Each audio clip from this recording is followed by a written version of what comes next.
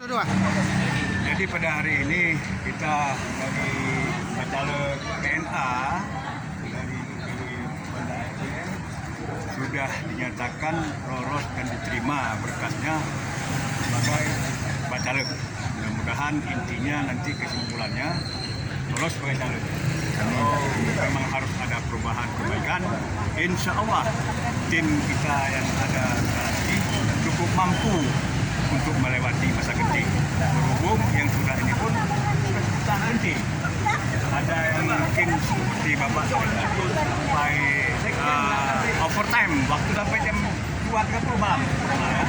Kemudian yang mencari data, yang melengkapi dokumen, semua kerjasama yang cukup indah, cukup kompak, sehingga maaf dibilang terlepas daripada kendala-kendala yang mungkin ada juga dialami oleh partai-partai yang lain.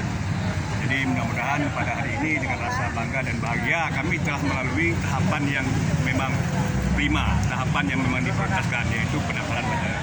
Kan begitu Pak Ansel ya. Sama saya juga ada Pak Sekretaris, sini ada senior saya juga yang sangat alma mater dan kebetulan pada hari ini